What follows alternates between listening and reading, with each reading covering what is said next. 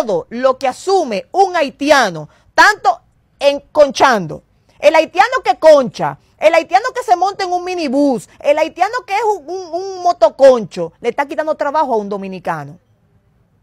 El haitiano que está vendiendo fruta, le está quitando también el trabajo a un dominicano. Los haitianos están matando ellos uno con otro. Imagínese usted que nos pasen a uno de nosotros para aquel lado.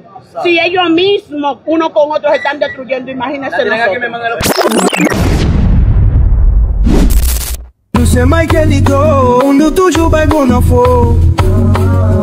Messieurs, dames, la société commande.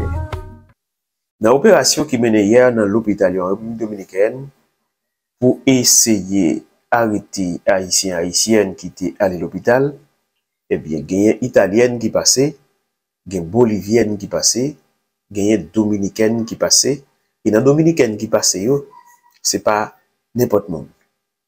C'est petit, yon président Junta de Vecino, président joint voisinage, on dit chef quartier. Nek ça c'est lui-même, s'il dit yo pas louer kay avec tel monde dans zone nan ou pas capable. De gen doit fin louer kay si monsieur dit al mette un tel deyo, pas capable mettre le deyo. Un chef quartier. Et bien petit monsieur passé pour haïtienne et monter le bus là, yo descend avec dans centre vacational pour y aller déposer normalement. On va jouer un témoignage tout de l'autre dominicaine qui lui-même gagne nièce li que yo prend tout, qui c'est dominicaine natif natal. Mais ça qui est plus intéressant dans la vidéo ça, c'est première vidéo que je vais regarder là. Dans la vidéo que je vais regarder là, on va comprendre dans quel niveau yon moun li kite ignorance li guidel. Je ne vais pas faire trop parler, je vais entendre. Et après, ma vin répondre citoyen ça en espagnol, il traduit pour nous tout qui ça vraiment li dit. On a le temps de dire ensemble, messieurs, dames, la société.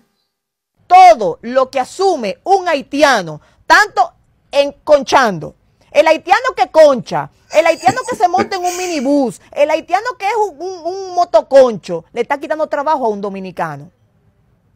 El haitiano que está vendiendo fruta, le está quitando también el trabajo a un dominicano. El haitiano que está en la construcción, le está quitando el trabajo a un dominicano. Entonces vamos por favor a apoyar estas iniciativas, en primicia de lo que es esta rueda de prensa que está dando la Dirección de Migración junto al SNS. La aplicación de este nuevo protocolo de verificación va a iniciar en 33 hospitales estratégicos como parte de las disposiciones que ya había anunciado el presidente Luis Abinader que se iban a poner en práctica. ¿Cuál va a ser el procedimiento? Los inspectores y agentes migratorios verificarán que los pacientes cuenten con una identificación válida. Es importante que se sepa que previo a esta implementación del día de hoy se sostuvieron varios encuentros que estaban coordinados por el SNS, donde se realizó. A esta señora, yo le quiero hacer una pregunta, una sola preguntita. ¿Crees que los gringos, los americanos, piensan igual? ¿Cuántos dominicanos hay? ¿Cuántos dominicanos hay en Estados Unidos trabajando? En España trabajando. ¿Legal o de manera irregular? No estamos hablando de irregularidad ni regularidad ahí. ¿Por qué mencionaste haitiano sin importar su estatus migratorio?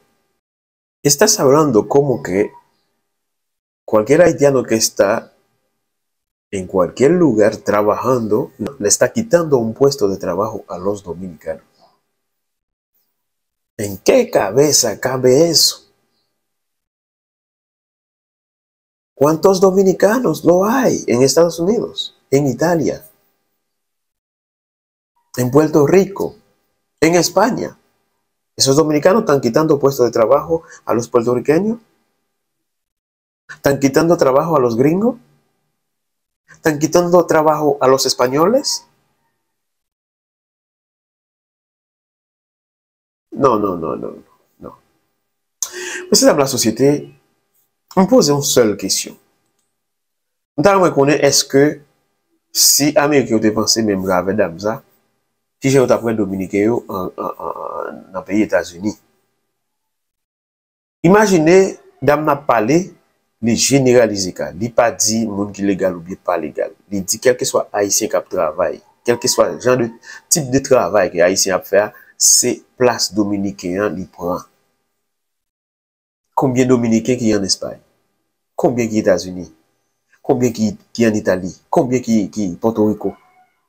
Nous allons poser des questions ça. Mais, le regardez très bien, ouais, ignorance là, pour tes mamzelles aller parce que, yo pensé, Raïmoun, c'est ça qui fait un nationaliste. Yo pensé, être nationaliste, c'est pour capable chercher un ennemi direct. Et qui pas comme ça. Malheureusement, il y a un peu là ici qui pensait même gens avec Dominicain là. Malheureusement. Yo pensé, pour y aurait les bons haïtiens, il faut qu'il raille l'autre nation, il faut qu'il raille l'autre pays. Kounya mwa fait regarder vidéo aussi là. ¿Quién va a dar cuenta por ella? ¿Quién va a responder por ella? Los haitianos están matando ellos uno con otro. Imagínese usted que nos pasen a uno de nosotros para aquel lado. Si ellos mismos, uno con otro, se están destruyendo, imagínese nosotros. La tienen ahí afuera, ahí atrás. Ahí atrás la tienen. Eso está feo. Totalmente, se puede hacer ADN cuando sea, no hay problema, aquí no hay problema. Él es el papá de ella, yo soy su tío. ¿Qué edad tiene? A veces no dejan pasar a nadie que por ahí atrás. 22 años de edad. No se puede pasar para allá.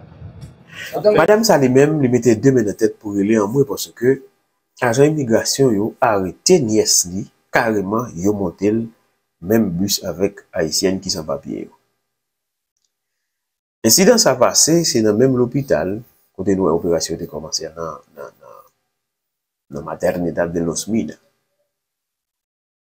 Son dominicaine mais l'état semble pas gagner document sur lui. Mais puisqu'on connaît en plus, l'agent immigration, c'est sous couleur, regardez, pour mettre la patte sur le monde. Eh bien, hier, Dominicaine, ça passé parmi la foule. Gagne italienne qui passait parmi la foule. Gagne bolivienne qui passait parmi la foule. Pour que ça, politique là, c'est garder couleur, garder comment cheveux fait, pour mettre la patte sous vous. C'est le premier indice que gagne couleur. Il pas demander au document, sinon c'est couleur. Premier indice yo besoin pour commencer l'opération. Eh bien, et pas celle dominicaine ça nous. Gagné aussi président Junta de Vecinos ça qui lui-même tout passé en bas ou l'eau en petit lit. Eh bien, immigration pour le haïtien.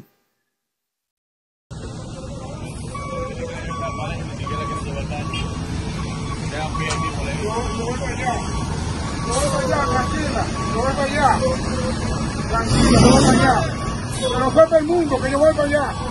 Yo voy para allá. ¿Cuál es el nombre de su hija? Carmen María Moreta. No sé cuántos meses tiene de embarazo. 7 meses. Y vino a chequearse. ¿Alrededor de qué hora la detuvieron A las ellos? 9 de la mañana. ¿El nombre suyo es? Antonio Moreta, presidente de la Junta de Vecinos, Orlando Martínez.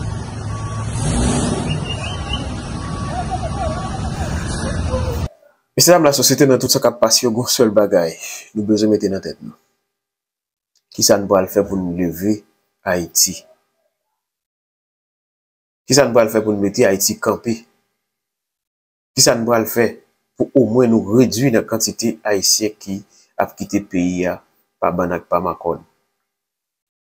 Les États-Unis, sous route pour suspendre l'aide économique qui ont été avec force multinationale là. Nous déjà dans qui ça nous tomber. Malgré hier, dans la réunion que tu as gagné dans les Nations Unies sous affaires sécurité sous le pays d'Haïti, et le ministre des Affaires étrangères République dominicaine, M. Roberto Alvarez,